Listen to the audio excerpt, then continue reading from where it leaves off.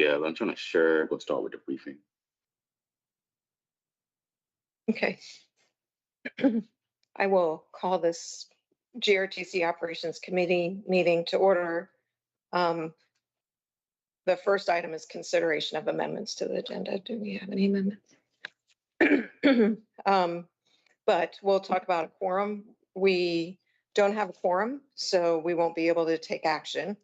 But we're going to run through the agenda for information and just a recommendation to the full board on items that are noted as action items.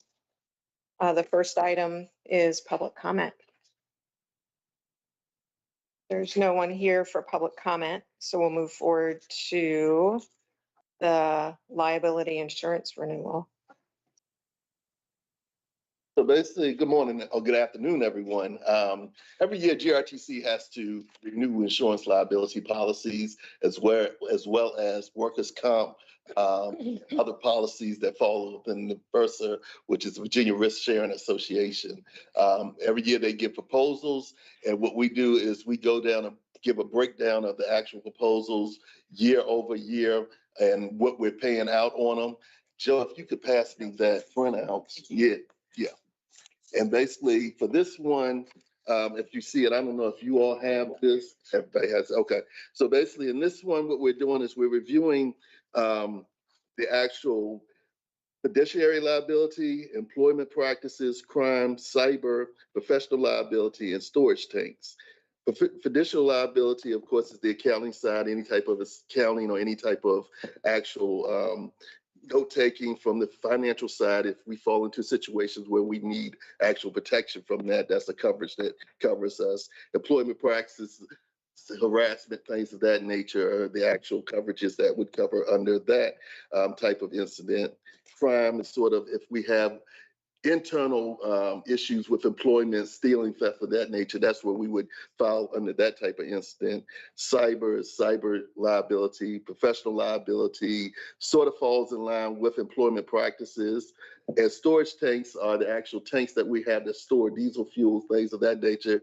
If for some reason we have some type of leak, EPA would come in and we would need type of insurance to fall under that. So hopefully none of these ever happen. And we haven't had to file a lot of claims under any of these coverages.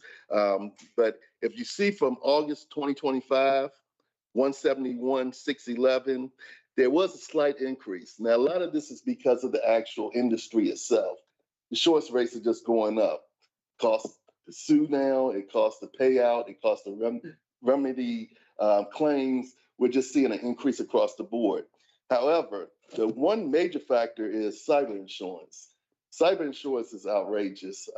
We are getting to the point now where if you have, and not just us, but across the board, if you have one incident, it doesn't even have to be a claim, but that affects the renewal, that affects the pricing. So what we have to do is we have to go out and do additional research to find the best coverage that's going to fit our needs. Our broker, which is Gallagher, goes out and sends out information, and we did come back with the best offer, but unfortunately that offer was higher and it did drive up the renewal price. So total of all these coverages, we went from 171 last year to 177 this year with a 3% increase, which across the board is not that bad. We're happy with that, and it's our recommendation that we allow the CEO to move forward with renewing that. Next one is the actual. As we go, or you want to wait, or can I ask as we go? Go ahead. I just so it looks like most of the increase in insurance is due to cyber. Help me understand what it says $1 million limit, but then there's revenue premium I get. So what is the revenue line if there's $1 million limit? So basically it's based off of how much revenue is generated overall through the company. It really doesn't have a lot to do with the actual limit itself.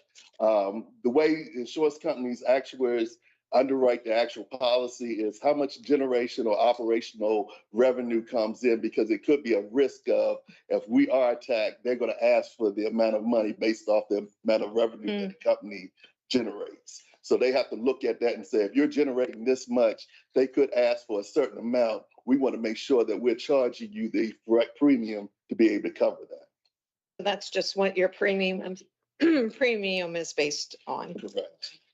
If we were hacked and held hostage, what would the insurance pay for? So recently, we did have a situation where basically what they do is they come in and remediate everything. So when they come in, they assist with the IT department and do a complete flush of the system. They're doing investigation, trying to determine where it came from, who the hacker is, any type of law intervention that has to take place so far as negotiation with the lawyers, things of that nature. They assist with that. Any type of legal media information that needs to go out in case we have to make a statement to the public. They'll put this in contact with their consultant when it comes to media response and things of that nature. They come in and actually take over the actual process of us remediating from the actual cyber attack, along with FBI, because they have a huge cyber attack system, and they sort of coordinate and liaison between the agencies to assist us to continue in operation. This is all about all of the effort required to not have to pay to be. Exactly. So we do a lot you guys do a lot proactively to not have to file a claim, because you just said if we file a claim, it's just like your home insurance. Next thing you know, your premium's gone up. Right. Yeah. And it's from the aspect too, I mean, going through the process, and Dexter can tell you a lot of stuff that we learned from that. Dexter has brought on extra teams and pays extra contracts a year to monitor it. And the job that they do, Arctic Wolf, I believe, is the company, so far as monitoring things of this nature. Anytime any type of incident comes up, they're on it and they're sending emails and letting everybody know what's going on and how to react and not to react to certain emails and things of that nature. Yeah. And my last question on the storage tanks, I think you said it and I just missed it. What the first line that says premium 4 and 7, what do those represent again? So the premium 4 is, that's how many tanks there are. And the number of tanks. Mhm.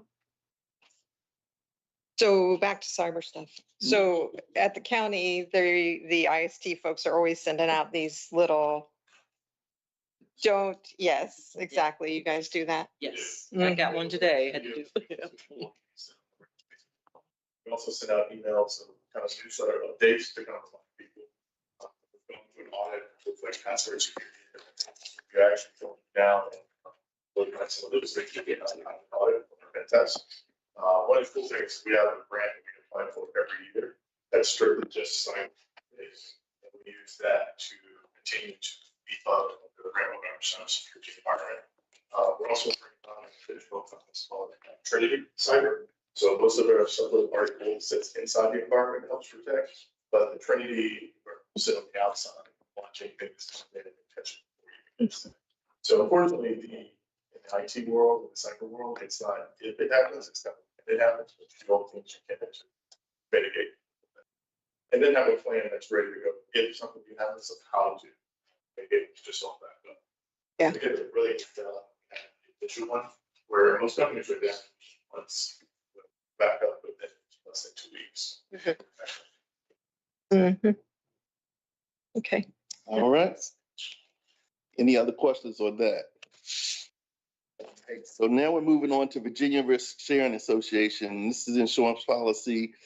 The coverages under this policy are boiler and machinery, fidelity and crime, workers' compensation, property, and miscellaneous items such as fine arts, things in case something were to happen to the building, those items were destroyed. We have coverage for those.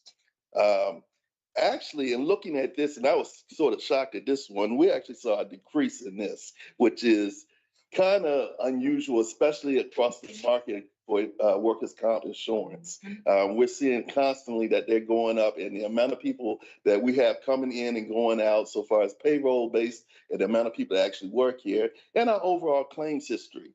The one thing that did save us was our risk management program. And basically they were very impressed and they continue to give us contacts and, about other individuals coming to look at the risk management process here at GRTC.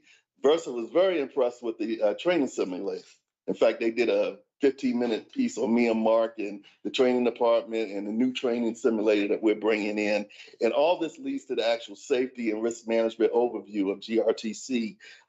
And that discount that they gave actually counter off the actual increase in workers' comp that we saw. So total last year, if you look at FY '26, we were paying $788,081 for all of these coverages. And of course, you can see that we have a $5,000 or about a $4,400 discount. This year, the proposal came in at $783,637. So we're happy anytime we can see savings when it comes to insurance. We work well with Versa, and they're there, very responsive to us. And we've had a long-lasting relationship with them. So we're always happy when we can save money with renewing with them. So this is not like Gallagher going out to the market and finding this is the shared association. This is the shared association. Yes, sir. Been a member of that pool probably for as long as I've been here. They've changed their name, but yeah, it's a pool of municipalities. And finally, Virginia Transit Liability Pool. And this is actually another pool that handles our excess coverage up to $20 million. And this is for the general auto and general liability, commercial liability. This again is a pool. Good thing about Virginia Transit Liability Pool is we're in this pool with other transit organizations. Actually, the pool is built up of nothing but public transit agencies. So it's good from the aspect of coverage and liability, but it's also good to get together and learn what other individuals are doing, other agencies are doing when it comes to risk management, claims handling, things of that nature. We did see an overall increase. A lot of that's due to increase in new vehicles, increase in new routes, things of that nature. And at the end of the day, things are just costing more. Vehicles are costing more. It costs more to repair vehicles. It costs more to handle claims. One thing about us is we are self-retention, and we have a high self-retention. We have an in-house claims department that handles a lot of that. So that aspect is controlled from us. But when we do have those high-profile, high-exposure claims, it's always good to have access coverage. And Virginia Transit Liability Pool has always been there to assist us with that. And for the amount of coverage that they're giving and access, we can't beat that. I mean, we tried to go elsewhere. But Cheryl will tell you, I mean, we were with a company for a long time, and it just got too expensive. And then it got to the point where they weren't even going to give us the coverage that we could get from Virginia Transit Liability Pool. But overall, we did see a 5% increase. And the recommendation is to go with the renewal of that because, like I said, of the service that they provide and the coverage that they get. We have data on like how much we have to tap into this insurance? Yeah, so I mean, a lot of this stuff I can get the exact numbers, but it's less than 90% of the claims that we have to it's probably less than 10% of the claims. Yeah, reverse that. Yeah, it's probably less than 10% of the claims that we actually have to tap in. This is access. A lot of the claims, the majority of the claims that we handle are in-house under our retention. But yeah, I can get you the exact numbers on. Yeah, I would say 5 at the most a year. So I mean, but I'll get the exact numbers on that. Okay, All right. Dave, do we make a recommendation?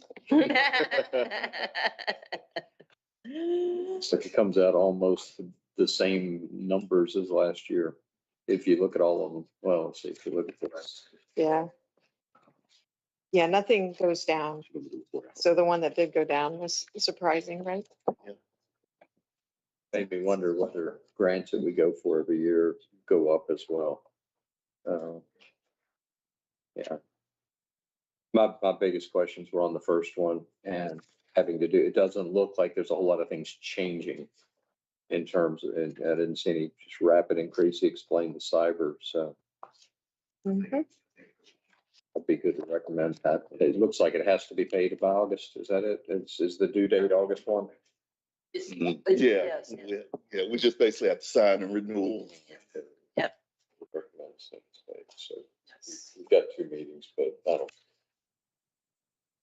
Yeah. Can't vote on it, but I'm good for a recommendation. Yeah, that all seems reasonable. Mhm. Okay, next on the agenda is the KPI briefing. Right. Good afternoon. Before I turn it over to our team here, I just want to provide some updates on our fleet that we've been giving you updates at these meetings. So staff will visit a new flyer at the end of this month to inspect our next 8 or 12 buses, and we're anticipating them being delivered next month. So we're excited about that. We just received our 5 new microtransit vans. You may have seen them when you pulled in. They're parked over there in the auxiliary lot. We are currently in process of commissioning them so they'll be in the streets sometime next month as we're getting some technology installed in them. And then lastly, we have our 10 new paratransit vans. That's actually an actual image of the van out there in Indiana. These vans have a larger CNG tank. So we're excited to pilot these vans so they can last longer on the street. So we anticipate them also being here in July. So it's gonna be a busy July with new vehicles coming in. All right, so I wanted to talk about before Tim discusses transportation's staffing number. I wanted to explain a little bit about this 325 number. So the question comes up about, are we at 325 yet? And so workforce availability matters more than just that number. So if you look from left to right here, a healthy range for GRTC is within that 315 and 325 headcount number. But what happens is what you see going through the right side here. And so the challenge becomes when our headcount decreases or our absenteeism increases. And so what we've been seeing recently is a lot of our junior operators actually they exit the industry. And that's just due to when they come here, they figure this is not for them. And this is a challenge that we see across the industry, especially with the customer service demands that are out there as a bus operator, and also the schedule demand, especially being junior on the seniority level. One thing we're also seeing in the industry and here at GRTC too is post-COVID, we're seeing an increase in demands at home as well for staff. And so a lot of folks have to fall out or they take FMLA and things of that nature. And so we're seeing an increase in that. So combined together, that's where we have, workforce shortages with the third bullet here, reduce available workforce. That's what we experienced earlier this year.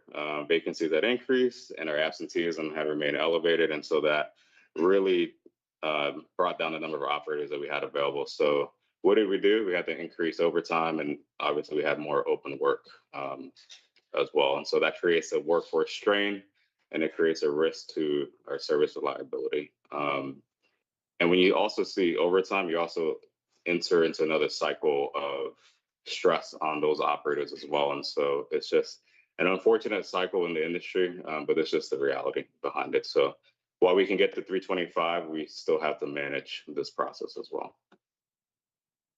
Does it mean that really 325 should be bigger? It does. Uh-huh. That is our budgeted number. But yes. Yeah. Over time, it seemed to me that there's a big difference between volunteer or requested overtime versus forced overtime. What we're talking about here is because we have to have the routes going and we don't have enough people. Sometimes they're asked to do overtime or versus are told they need a certain amount of overtime versus I just don't know how overtime works when you have to have the buses running one time and you don't have enough people. How's that work? So the majority of it is voluntary. There's only small provisions in our contract with the union where if somebody doesn't show up, they'll have to stay on the bus for X amount of time until we can get somebody to relieve it. There's also built-in overtime into some of the shifts, but there isn't really a forced scenario where we say 20 people, you must come in. That's not something that's in our contract with the union. I guess where I'm trying to go with this is understanding the morale issue. If people are eager to do overtime for pay purposes, if there's a connection between being understaffed, if all of the slots are filled with people willing to do overtime, does that in and of itself have staff morale issues that go with it? It can. Okay. A lot of folks that are eager for the overtime.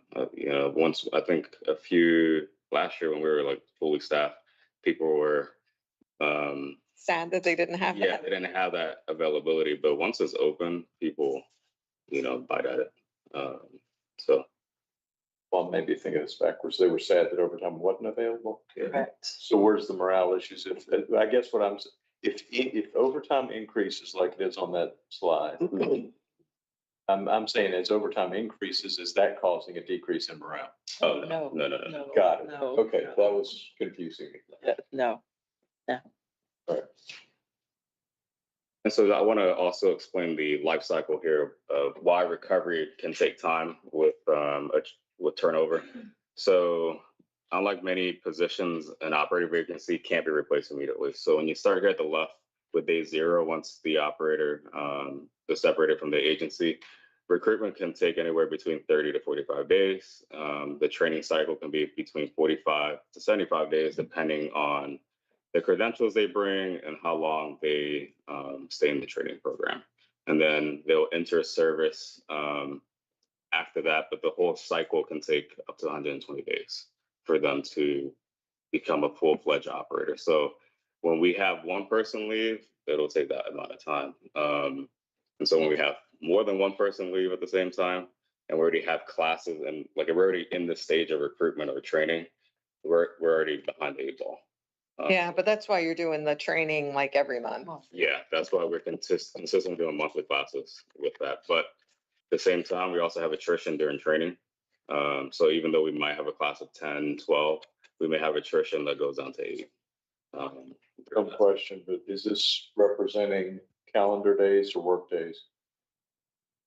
Is it a third of a year or is it a half a year? This is calendar.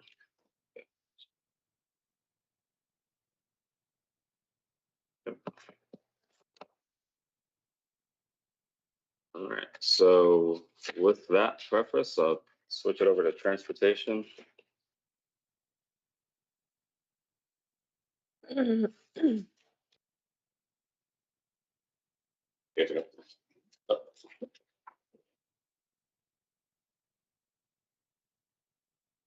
Right. Good afternoon.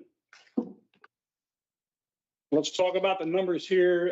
Kevin basically gave you a briefing on the process and how long that takes. This graph here is going to show you from the beginning of the year, January, up into our proposed June graduation.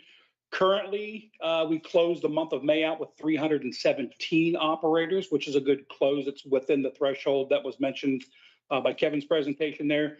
We have folks in class right now. We have a June graduation proposal of 322. I know we were looking for that 325 number, but 322 as of right now with our standard attrition, we are looking at that number for June, which puts us in pretty good shape the way that sits. The next chart that you're looking at here, this shows the attrition when it happens, when it happens in that month.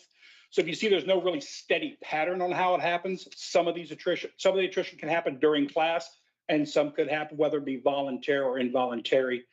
This just shows where the bow outs happen, and then moving on to the orange over there, what we're looking at as far as trend goes for the month of June. So I guess one call out here is you can see that increase in May up to 320, but then you see the attrition as it goes out, it fizzles out essentially. So.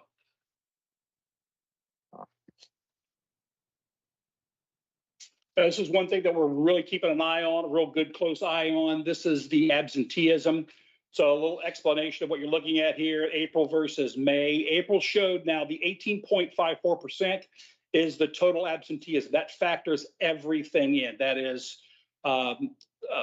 pre-approved ill, sick, FMLA, versus the orange bar that's going to show you 15.9%. That in the month of April was the unapproved. Those are the miss outs, call outs, if you will, that they are not being approved. And then you go over to the month of May, shows that the absenteeism rate shows that it is higher. We are coming into the months of where people are requesting off. A lot of this is pre-approved vacation time. So you're not, the numbers will be higher, but we can anticipate that and we can prepare for that. The unexcused absences have dropped substantially from that 15.5% down to 11.91%. The word is out where supervisors are exercising meets and greets with the folks on the street, getting to know the operators a little bit better, and trying to boost and build morale, explain some of the overtime options that are available for them. So that really helps us with the unapproved absences and call-outs. Also doing the attendance program. Correct. So yes, the attendance program, like I said, this is not something new, but it's something that we've polished. We've got more supervisors involved with reviewing the absenteeism. They're addressing that, whether it be just for a slight nudge. Hey, we know that this is going on. We want to keep our eye on this. We don't want to keep abusing the system. Up to the holding them accountable and putting in document and put this on paper. What does the transit industry expect in terms of unexpected or unexcused absence? So it really depends on the size of the agency. These numbers right here, as currently in the industry for an agency our size, is pretty much spot on. You're looking between 15 and 18% unexcused, and a lot of that. So we're doing better than most. Is that what you're saying? For an agency this size, we are doing better as far as the unexcused absences go. Cheryl, it's interesting when we look at these things that it's always, I don't want to always compare. We never want to always compare to others, but Right. when you say industry, of our size, I think it would be good for us to keep a tether to that and have, even on graphs like this, just a line that says industry standard for areas of our size. That way we can know whether or not this is a red flag or whether it's a green light, whether things are going great or whether they're not. That would be a big help. We do that. Yes, do that. In areas where there is that data, that would be helpful.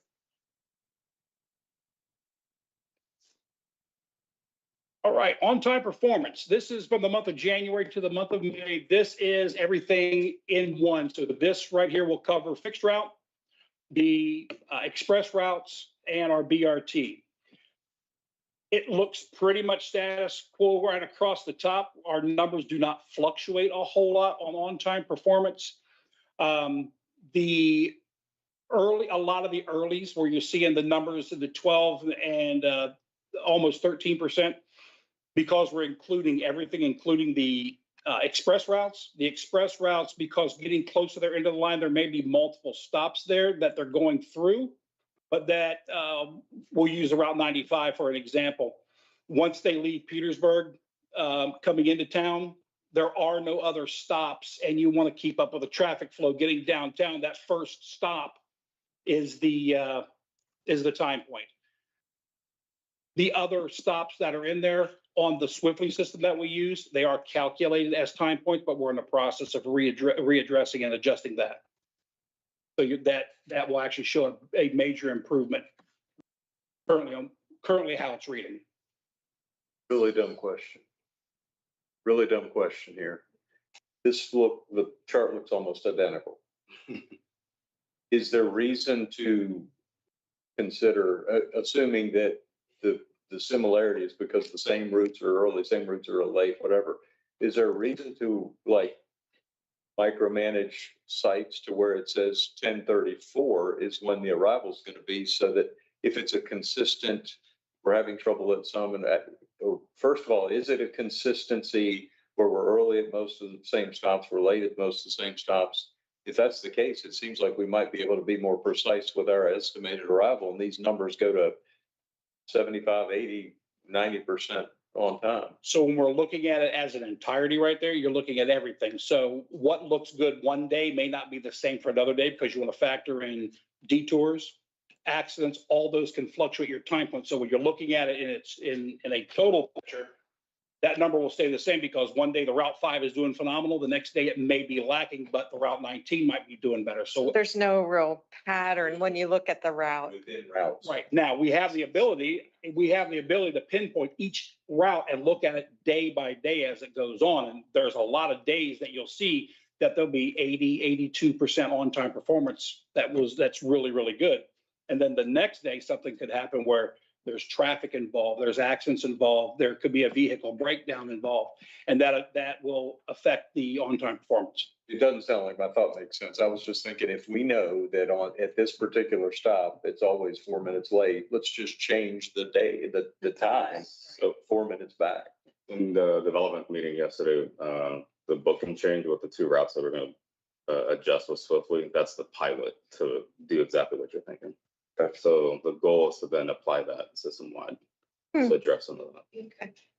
Yeah, I was going to say, the consistency that we see here is good because we made that adjustment with, and, we're not seeing a real drop that we could have if we hadn't have made the adjustments to the routes. And the scheduling department is always making adjustments based on runtime and things like that. They receive feedback from the bus operators that there's not enough time in the route. Then at the next booking, they'll make some adjustments in there, which can also impact this. Mhm. You want to go into the stuff though that Tim mentioned, like there really isn't, if you look at the data, there's only so many that are consistent.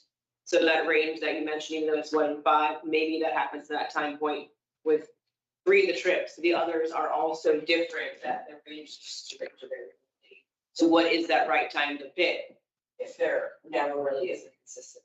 Yeah, And that's what happens. what caused me to think, it's wild how consistent the overall numbers are or how similar they are, but it just happens to be that they roll up. Even Right. averages out. Wow. All right. Moving on, our scheduled trips versus the actual trips. The month of April, obviously you can see the numbers there at 49,342. That puts us at a 98.99% of actual trips completed. And then we've got the month of May where we've got the 49,000 of the 42, which puts us at a 99.1%. Or I'm sorry, 99.15% of actual trips completed. What does that even mean? Where's the other? That's called getting granular with it.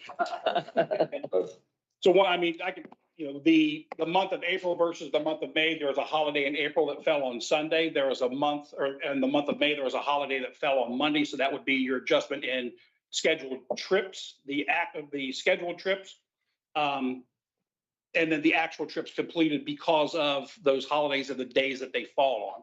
Some of the operators are forced off. The Monday would recognize a Sunday schedule. So that's your fluctuation there. And the absenteeism got better. So And we have more people coming to work. Yep. Any questions for Tim? No. Thank you, sir. Good, thank you. Fair transit. Oh, no, you gotta come up here. I was gonna say the same thing. You see me look back at you, right?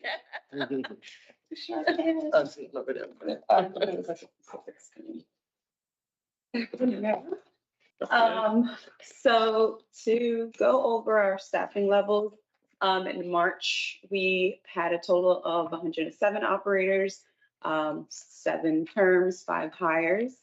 In April, we lost some, another 7 terms. We were at 104 at the end of April, operators. We had 2 new hires. We did have a classroom in April, but we did run into people failing the 90-day probationary period. So we made some adjustments with recruiting as far as making sure that we're being very transparent as far as the length of time of the process is what we found. They would come in for classroom training or their first 3 weeks of training and they had a court date or something and it would kind of just mess up everything. So we did allow them to return for the next class. And that's why in May, we had a lot more people come back. We had 11 new hires, 1 term, and we ended the month at 109. As of now, our staffing target is 125 and we are at 119 as of this current month, with 1 more class this month, hoping to meet our target by the end of this month. On-time performance, we maintain 95% on-time performance, although if you go a little bit lower, we see some influx in the ridership. We did see an increase in April, and it went back down slightly in May, but we have been able to maintain a 95% on-time performance with the help of the new hires and our subcontractors, User and Lyft.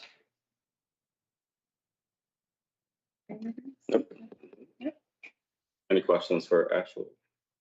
So this is another one of those things where the number seems fairly consistent, but are these routine, scheduled, regular riders? Because I would think that these types of riders are, I'll say one and done, they're as needed, right?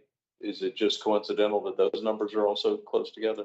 Yes and no, because what we did see an increase in new riders as well. So that contributed to April as far as the increase. And then come May, we also ran into where those new riders didn't ride as much. So then it was those consistent people who have recurring trips is what we call them. So they ride Monday, Wednesday, to Friday, same day, go to work, go to school, grocery stores. So there's a big pool that does use it regularly. Correct, yes.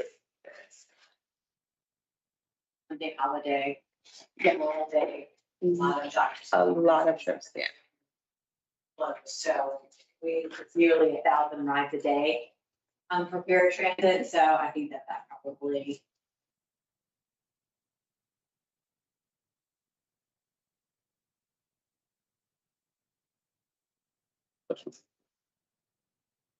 Yeah.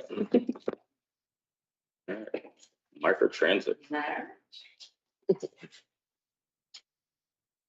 Good afternoon. You can see our March, April, and May monthly ridership on the screen. The total of 23,474 for those 3 months combined. Compared to 2025, that's about a 1% increase. So we're still consistent. And our average rating, meaning our riders get to go onto the app and rate their ride, 5 being excellent. We were 4.9 out of 5. That's about 6% of our trips were received a rating. And you can see that we received 5-star ratings, 5,552 of them out of the 5,941 that actually participated. Powhatan seems to be of the zone of interest. We get a lot of questions about Powhatan. And so looking at comparing last year's ridership to this year's, it has pretty much doubled. And pre-booking has been successful. For that, we had about 62% of the completed trips in May were pre-booked. So we find that has been a little bit, I think that's given them the reassurance to utilize the service there. The demographics is a little different, but they are embracing it. And yeah, so. But a year ago, it was the smaller zone, right? And now it's so it's apples and oranges, kind of.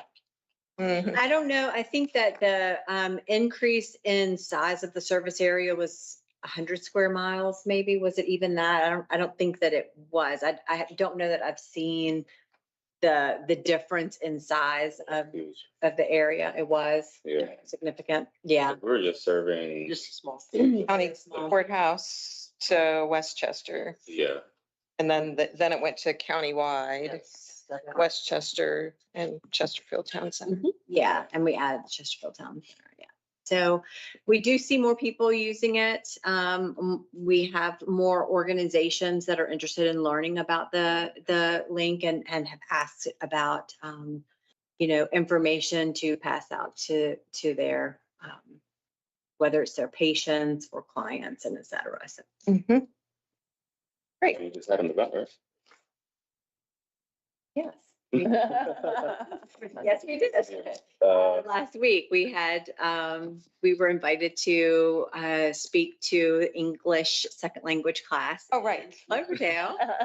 And we actually now have Broad Rock and Cloverdale specifically, we have English and Spanish ride guides. And we're excited about that because there have been a lot of requests for that and those, especially those two zones. So we just got those picked up this week, and we are going to be distributing them so that our operators can distribute those out throughout those zones at libraries, free clinics, medical offices, and et cetera. Thanks for the invite. Right, customer service. Good afternoon. Hello. Hello. So looking at the rider comments and the trends, if you look at the totals, we've had some fluctuation over the past few months. And again, with the increase in the total number of complaints, verified complaints, we still have that passed up passenger category that stands out. Looking at that in particular and doing more of a deeper dive as far as what's going on, root causes, it's still a variation of things, a different combination when it comes to operators, locations, times of day, and so forth. But some of the examples that we did see this month were, of course, unintentional. Although they were verified or valid, it was situations like a rider may be dressed in dark clothing at night. It's not well lit area, and they pass by them because the rider is in the cut in the bushes, and you just kind of can't see them. Unintentional. Situations where at Willow Lawn, for example, where the buses are lined up, an operator, as the buses in front pull out, the operator is not pulling down to service those customers. Isolated situations, but pulling out and not servicing the stop. Unintentional, of course. And then other situations where lane changing or lane positioning may come into play. And what I mean by that is maybe they have an upcoming left turn and they're getting in that center lane a little too prematurely, or the left lane, instead of servicing those customers at those stops prior to another isolated situation. So what are we doing to address that? When it comes to our bus operations managers, as soon as we get those verified complaints, they're on top of it. Also reinforcing that with our road supervision team, the training department, as they get new classes, re-emphasizing that or reiterating that. When Timothy and I speak with the graduates, we talk about it. We've done handouts, we've done messages, even recently working with the union president, having a conversation with him, and it has his attention as well, bringing it up in the union meetings. And he even recently sent out messaging to remind the operators what you should be doing and what you should be mindful of and watching out for. When we look at the brighter side, if you want to say, looking at the other categories, if you notice, those numbers have come down significantly and we're kind of stabilizing. So our approach to managing this process is effective. It is working. We just have to continue to focus more attention on that passed up passenger category. You mentioned dark situations. ETI is lighting. I know lighting is built into the shelter, but if you're just doing a bench and trash can, do you look at maybe putting a light in? And out in Chesterfield, that's the whole thing. We can't install a street light unless we talk to everybody within 200-foot radius of a light. So, some people don't want a light. Yeah. Yeah, we have to get 75% approval from people. So anyway, I was just curious whether the ETI program takes a look at adding lighting. They did a pilot assessment of like infrastructure needs and like the light shed. So we know what that is, and I know they're working on a pilot with Dominion as well. Which would be a coordination, now that we know, of course, it's just for an extra step, working with you guys with that. But we are piloting separate than that. That's more like actual infrastructure is solar lights at the bus stop. So I know Catherine had some that she was putting on. I don't know the results. We're going to provide that next time. We do have funding for solar light pilots. Okay. Mm-hmm. Just out of the box thinking here, if they're feeling I get if you're in the wrong lane, you can't get into the right lane. You can't create traffic hazards to make that happen. So that's a training thing as to when to be in the right lane.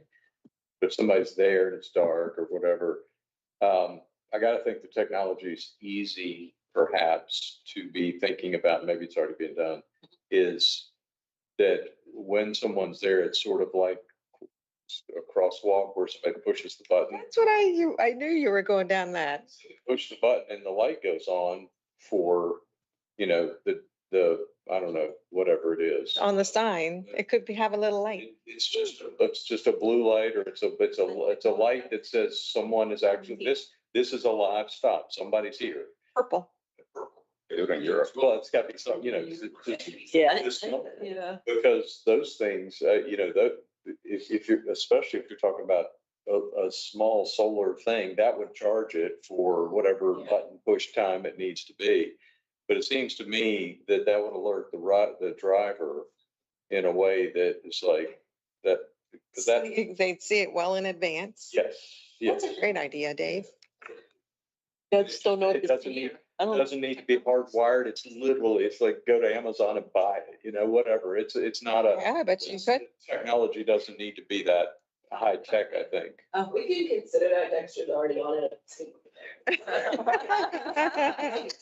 That would be like the last time we did, would be with communication. So the last time. We had Oh, you could solar get- panel signs and people like to steal the solar panels.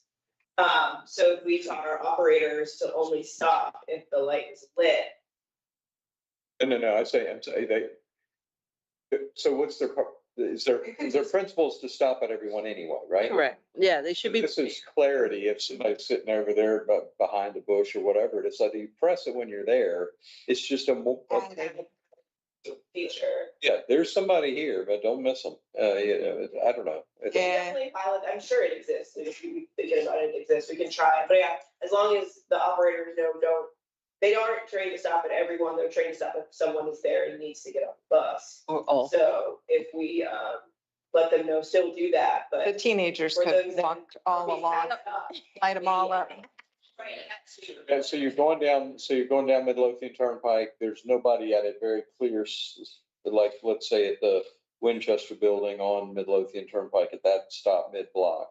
If there's nobody standing there really visible, do they just keep driving? They don't stop? Okay.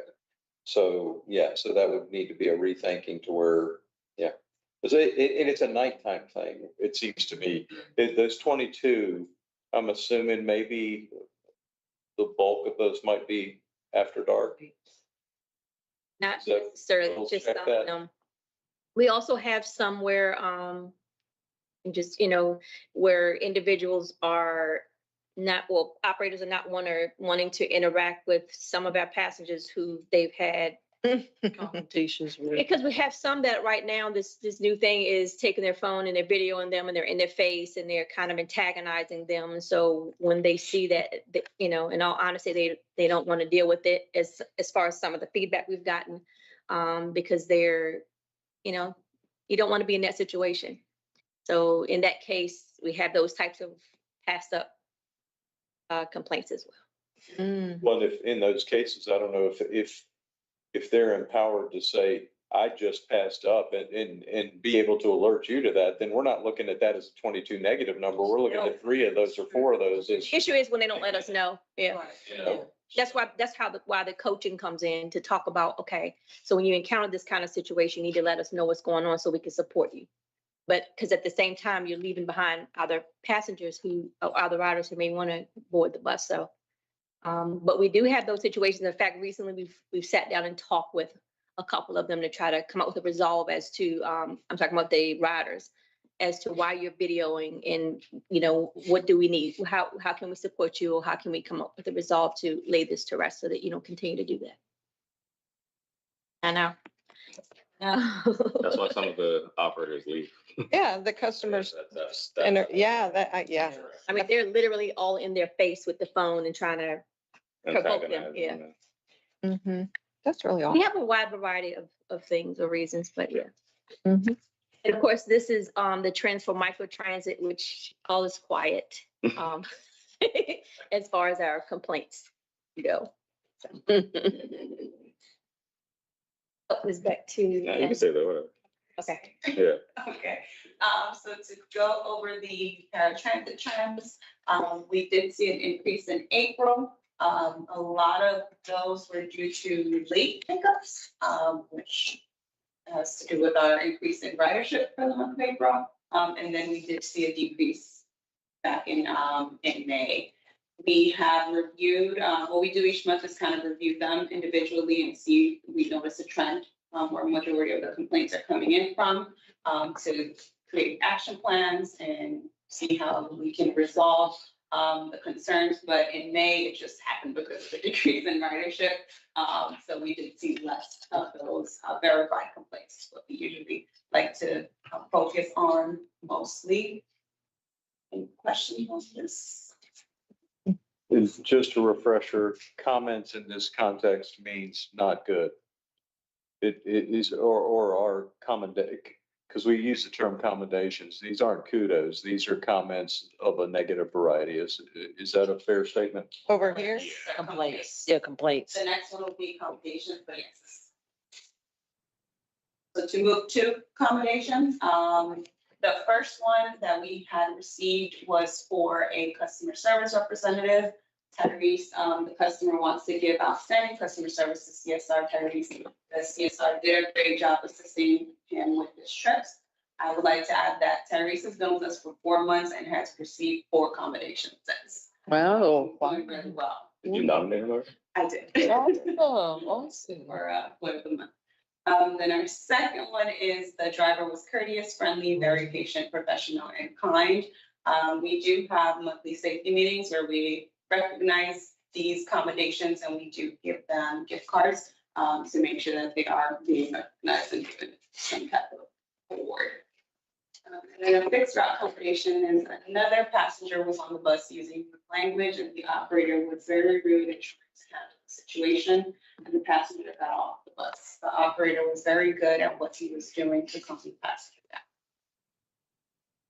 down. So again, to the question about the comments, are these 3 embedded in those total numbers? So we'll retitle these.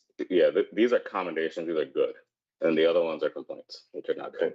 So we'll retitle this one. Yeah, it might be helpful just when it says comments to just either call it commendations or concerns or commendations or complaints, whatever. Yeah. That way our brain's thinking, okay, bad, good. Yeah, we'll do that.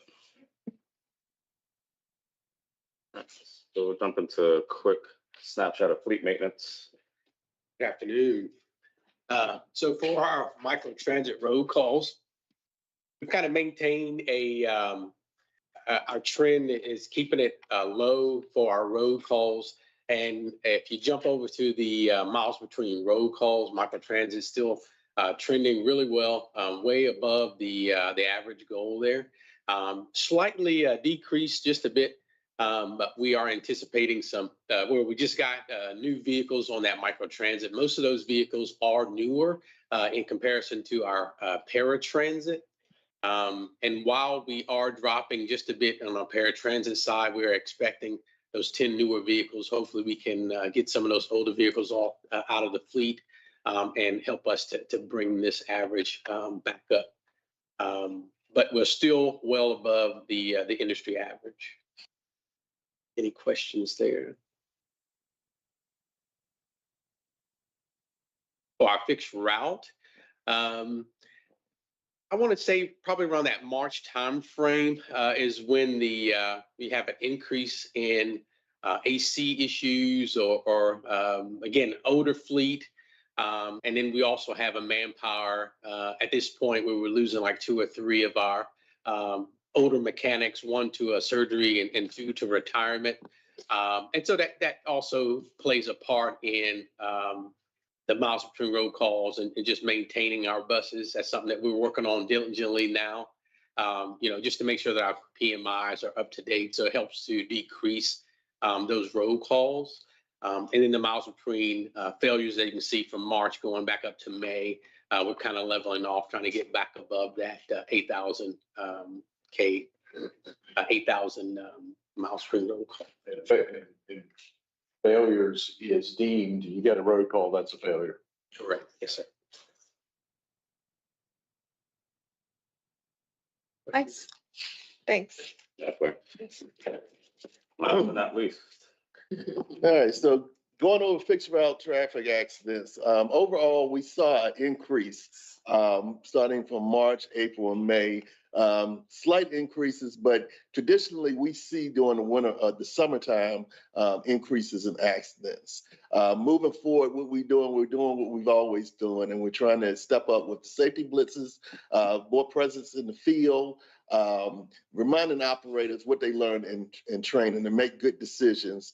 A lot of times right now during this time of the year when we see more people, influx in people in the city and in the local areas, you have traffic congestion, school is out, you have more things going on with the community. So there are more ways to be distracted, and we want to make sure that our operators are trying not to be as distracted as possible, staying focused and making those good decisions. And that's what it boils down to. A lot of these accidents, luckily, aren't the actual high exposure type accidents. They're more fixed route type things, mirror tap, things of that nature.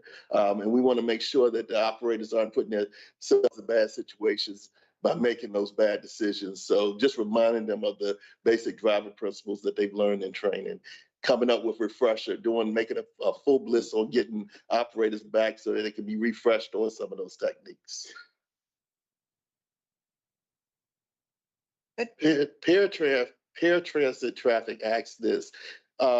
We did see a slight increase, especially starting at the beginning of the month. But if you look, you can see that April and May, we've seen decreases, although they did shoot up a little bit in May. But overall, it's been on a decrease. And some of the stuff that Ashley talked about so far as safety blitzes, safety meetings, things that we're doing as collectively, they're doing the same thing. You can see that it's working because overall, even preventable percentages are coming down. So we're real happy with the paratransit and the results that we're seeing with the traffic accidents. And of course, microtransit link, they don't have a lot of accidents, the preventables, and that looks a little weird in March, but it's because they had, I think, 2 accidents and one was preventable and the other one wasn't. So that number did jump up, but overall, numbers are trending in the right direction. Is that fair? I was gonna say the same thing. That's not right. Yeah, 50, not 50. So April, May was 0, and then March had a little bit. Yeah, they had 2 accidents in March. Public safety officers. As you look at May and April, the numbers are increased on the onboard incidents, and that's what we were talking about. Traditionally, we see high incidents in the summer months, at the DTS especially, but onboard incidents is when a situation takes place on the bus and PSOs have to respond to that. We saw an increase in that. We've seen an increase in verbal assaults and the medical emergencies where the officers respond to any type of medical emergencies going on with the passengers. Moving forward, what we're doing is, and a lot of this is already been started, stepping up presence, especially at central locations where we have seen a high number of incidents, DTS, getting out there, being more present in the field and making sure that the communication goes out to the passengers of the rules of riding, reminding them of certain things that they're supposed to be doing on their end. But PSOs update me daily of the actual things that they're seeing, trends that they're seeing. But as I stated, traditionally, we see an increase during the summer months. Can you help me understand on board a little bit more? Like when I think of a verbal thing that could be happening on board. What's the difference? So usually what we classify onboard incident is a situation where the operator has to actually pull the bus over, stop operations, and call for help. A lot of onboard incidents, we're talking about fights, things that happen between the passengers where the operator doesn't feel safe with all that going on, continuing with operations, and they'll pull over and call the actual officers to assist. So an incident is only put into one of these categories. It doesn't, you don't have it. No, we don't. Usually we categorize it and put it in different categories. With that description, that's a lot in May. Yeah. Especially, I mean, when you see it from, March and April, it was an increase. But like I said, a lot of that was the community, actual students, things of that nature, schooling other individuals. And a lot of it is attributed to fights amongst the passengers and disruptions amongst the passengers.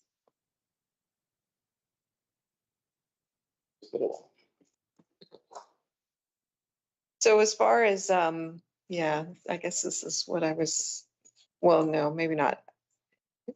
Staffing wise, do you feel good with the public safety officers and public safety ambassadors? So public safety ambassadors, we probably would like to grow that program. We've always intended on growing that program and really trying to transition from the officers into the actual ambassadors. However, with some of the recent things that we've seen, we're still at a good number with the officers. However, we don't want to phase it out yet. We're still seeing the response from the DTS and overall from the employees that they want the actual armed officers out there. So far as increasing the numbers or anything with that, we feel confident that the PSOs and the number that we have is sufficient.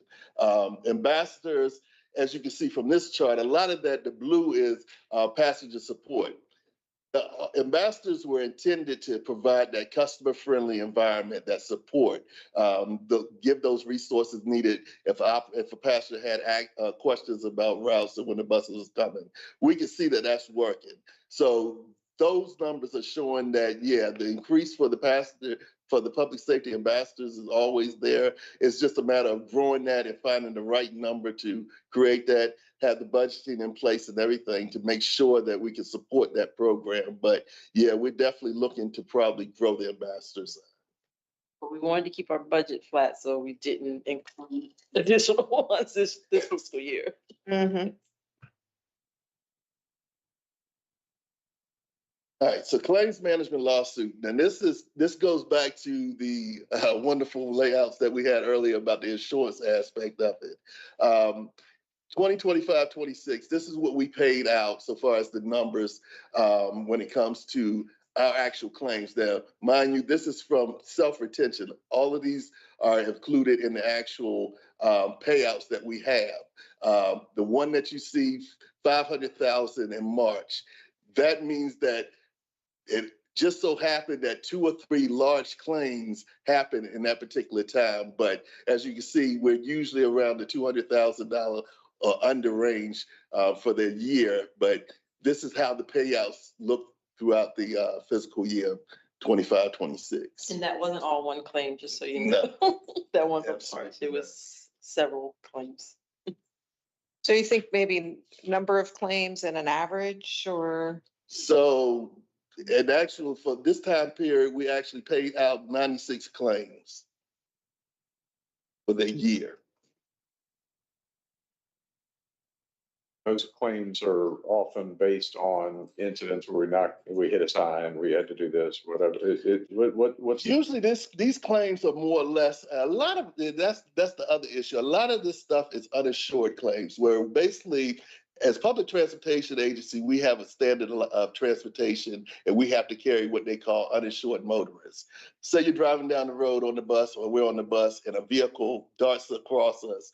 We avoid the accident, we avoid contact, but we have to hit brakes to avoid that. Well, you got 15 people on the bus, you might have 5 of them claiming injury.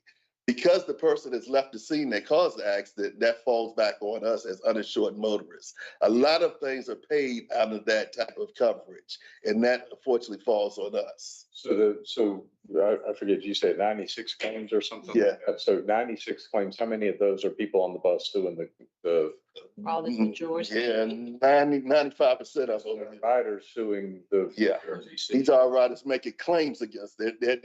This hadn't gone to law. So I use that loosely, making a claim that GRTC harmed them. Correct. That's 84 for this year. Okay. It was 84. Oh, I'm sorry, 84 for this year, and the previous year was 96. Yeah. That goes back to, that was the first of the insurance ones that we looked at, or was that was the? That falls under, this actually falls under our self-retention. Our in-house claims team handles a lot of these. The majority of these are handled in-house. As I stated, maybe 2 or 3 out of that total number may get to the excess where it's a large enough exposure where it falls under Virginia Transit Liability Pool. The majority of them are bodily injury claims, but there are some property damage claims in there. But of course, the property damage compared to bodily injury, Yeah. it's not a lot of money in the property damage. And when those claims come in, there's a lot of internal, it's like, okay, you can probably see that somebody's, in some cases, is just looking for a little money. And then in the next slide, we'll explain the actual claims overall process, which is accident occurs, we do the actual initial review, which is the investigation side from the report that comes in. Then we'll assign the actual coverage, assess the responsibility of it, do the investigation internally. Best based on that is our claims team handling the investigation, along with any type of external partners that we have to bring in. A lot of times with the property damage side, if the damage is significant enough, we'll send out an appraiser, which we have to hire to go out and actually do an evaluation of the vehicle. Bringing all that back in is the evaluation process, where we evaluate and assess the actual amount of the claim. Mediation is going back and forth, some type of negotiation. Sometimes it's just clean cut, and it'll get to the settlement part where we actually issue the check out. And that's the actual claims process that our claims team handles when they get a claim. And every claim goes through that process. You have a, Repeat offender tracker? yeah. Do you have insight on like what percentage of, or generally is there a percentage of just false claims that are chasing money, and what do we do with them? Do we tell them pound sand, or do we, does that not get past initial review? Yeah, the initial review and the investigation side of it. Technology has been great with the video, bus video, especially when it comes to personal injury type things.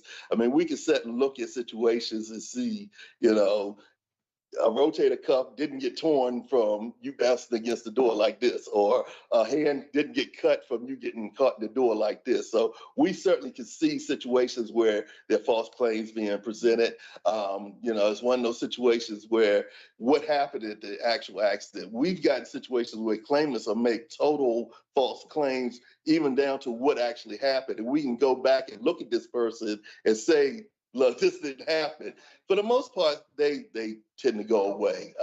But yeah, we do have repeat offenders. I mean, there's situations where our claim database, we can type in the first 3 numbers and they'll populate their information because they're familiar with them. And our claims team is very aware of them. And one in particular, she has no problem with denying real quick, and she's very persistent with it. So yeah, we deny a lot of claims. And that's the advantage of having an in-house claims team. You have more control over what's going on. They're more familiar with the location. They're more familiar with the claimants, making sure that those false claims don't get passed very far. Yeah. It is a lot. And on the other side of it, the lawsuit side of things, most times when a claim comes in or when a lawsuit comes in, we're familiar with it. It's usually situations where it started off as a claim and we denied it. They'll go then and get an attorney, and then the attorney will file suit against us. A lot of that comes in, initial review, the coverage and responsibility assessment, then the assignment to the legal counsel. Fortunately, city attorney's office in Richmond handles a lot of our claims itself so far as lawsuits, and they've been wonderful with the relationship that we have with them. And they do a lot of the investigation, but at the same time, we also do the investigation in-house, and we can provide a lot of information to them. So far as the investigation leads to the evaluation, we determine if it's a situation where we want to fight it and go to court, or if it's a situation where, you know what, it's probably better because of liability and what happened, we go ahead and evaluate this and try to settle this claim out. If it goes to the litigation side where it does go to trial, then of course you have the discovery phase where the attorneys get to talk, discuss everything, and we have to open all our information, exchange that, mediation or settlement, a lot of stuff. Even with the lawsuits and it going to litigation, it gets to the mediation or the settlement side of it, and it doesn't even go to trial. We have a situation where we'll look at it, we can come to terms with an actual attorney and make a settlement and settlement out. But if it does go to the trial side, then you have the trial preparation. The trial actually takes place. verdict and resolution if we have to pay. And that's the overall, and like I said, a lot of these stuff, if you see it, if you look at it, a lot of stuff is intermingled, but these are the standard protocols that we have for the claims team and how they handle risk management claims as well as lawsuits. How many lawsuits per year? It varies, but It varies, but that's the thing. A lot of the lawsuits that we have that go to trial, I would say that's less than 10% of everything. Yeah, like on that first line. Yeah, it's more or less, yeah, a lot of the complaints come in because basically what happens is we'll deny a claim, the next day we'll get a letter of representation. Well, technically, once you get that letter of representation, you have to deal with that attorney.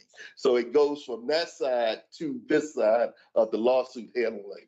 That happens a lot, but actually going to litigation, that's very little. I was thinking from the similar question, a percentage of what the claims to lawsuit ratio, like what the total number of initial claims that come in. Yeah. You had said that the majority, I guess, of lawsuits that come in are claims that at some point are rejected. Exactly. And so if you roll it up to total claims, and then how many of them become lawsuits, that'd be sort of interesting to follow. Yep.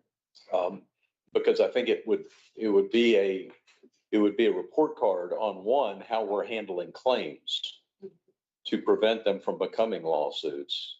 Because probably most people, if people file lawsuits for all kinds of stuff, but I would think in situations like this, you know, they're probably at some level of injury that they feel like they had. I would expect frivolous lawsuits to be on the lower side for something like this versus somebody suing whatever, a real wealthy company or whatever it might be or whatever. So I think it would be good for us in understanding, are we doing a good job of claims management? It sounds like we're doing a good job, but it just more data. Yeah. well, the other thing with those lawsuits, as Tony said, they'll file a claim with us. We deny it. They go and get an attorney. Attorney's going to represent them until they come over and view the footage, or we tell them exactly what happened. And sometimes those claims, they come back later. We get a letter saying we no longer represent this person. So we have a lot of that as well. Even though they file a lawsuit initially, doesn't mean that they continue with it and go down. Yeah, I definitely would envision that from that first step, you see a rapid decline Exactly. Yes. as it, moves through. You mentioned earlier what is it, the increase in what people are asking for. Yeah, so and that falls sort of into the price of insurance rates and premiums going up. Jury payouts and litigations are costing more. Especially, it used to be a time where, especially Richmond, we knew that if we went to a trial in Richmond, we were going to expect a high payout. That's why it was such a hard decision on whether we want to go to trial, but now we're starting to see it in the surrounding areas. Juries are just paying out more. It's costing more to fix vehicles. Everything is costing more. So when it comes into play of getting that right insurance coverage and determine how much coverage you have versus how much you want to pay in premium, from an aspect overall, everything's going up. And that's why we're so happy when we can get a savings or some type of discount on premiums, because we know that if we get in a situation where we have to turn a claim over to our insurance company, it's usually going to be a high payout because of those factors that are going on.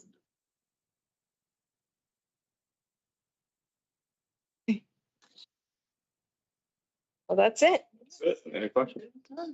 Yep.